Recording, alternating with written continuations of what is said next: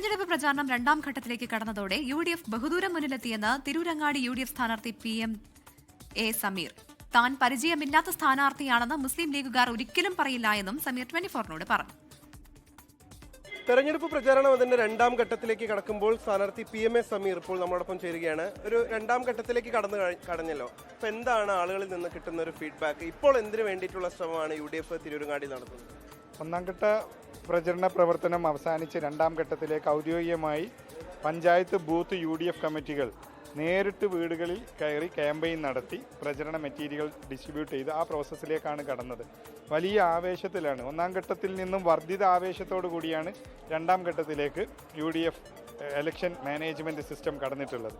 വലിയ ഭൂരിപക്ഷത്തിലേക്ക്. നിങ്ങളെ സംബന്ധിച്ച് ഇവിടെ ഭൂരിപക്ഷം ഉയർത്തുക എന്നുള്ളതാണോ, അതിനാണോ പ്രഥമ പരിഗണന? UDFന്റെ ഭൂരിപക്ഷം എല്ലാ മണ്ഡലങ്ങളിലും എന്ന പോലെ തിരൂരങ്ങാടിയിൽ ഒരു വലിയ വർധനമുണ്ടാകും.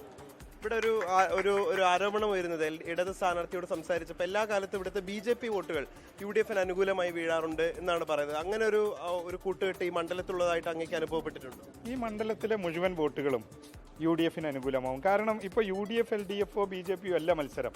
സർക്കാരും കേരളത്തിലെ വോട്ടർമാരും തമ്മിലുള്ള നേരിട്ടുള്ള മത്സരമാണ്. ഒരു ഭാഗത്ത് സർക്കാരാണ്, മറുഭാഗത്ത് കേരളത്തിലെ ജനങ്ങളാണ്. അതുകൊണ്ട് എല്ലാ കക്ഷിയും ഒക്കെ മാറിയിട്ട് ഇവിടെ UDFന് അനുകൂലമായ ഒരു വൻ തരംഗം സംസ്ഥാനത്ത് ഉടനീളം ഉണ്ടാവും. തിരൂരങ്ങാടിയിൽ അത് ലക്ഷണമൊത്ത ഒരു തരംഗം തന്നെയുണ്ട്. താങ്കളൊരു വ്യവസായിയാണ്, ആ മേഖലയുമായിട്ടാണ് അടുപ്പം, രാഷ്ട്രീയക്കാരനല്ല എന്നുള്ള പ്രചരണങ്ങളൊക്കെ നടത്തുന്നത്. ഞാനൊരു മുസ്ലിം ലീഗിൻ്റെ പ്രവർത്തകനാണ്, UDFന്റെ പ്രവർത്തകനാണ്. ആ രീതിയിൽ ആ കാര്യങ്ങൾ നന്നായി സജീവമായി തന്നെ തുടക്കം മുതലേ ഉള്ള ഒരാളാണ്. ചൂടിനെ എങ്ങനെയാണ് നിങ്ങൾ അതിജീവിക്കുന്നത്?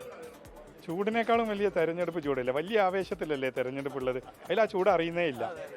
ഇപ്പൊ എന്തായാലും അദ്ദേഹം രണ്ടാം ഘട്ട തെരഞ്ഞെടുപ്പ് പ്രചരണം അതിന്റെ രണ്ടാം ഘട്ടത്തിലേക്ക് കടന്നിരിക്കുകയാണ്.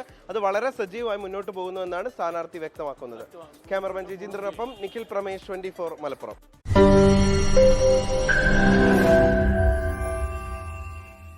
ലോകത്തെവിടെയായാലും ഏത് സമയത്തും 24 വാർത്തകളും ഓഗ്മെന്റഡ് റിയാലിറ്റി പാക്കേജുകളും എക്സ്പ്ലെയിനറുകളും വിശദമായി കാണാൻ ഞങ്ങളുടെ YouTube ചാനൽ നിങ്ങൾക്ക് സബ്സ്ക്രൈബ് ചെയ്യാം.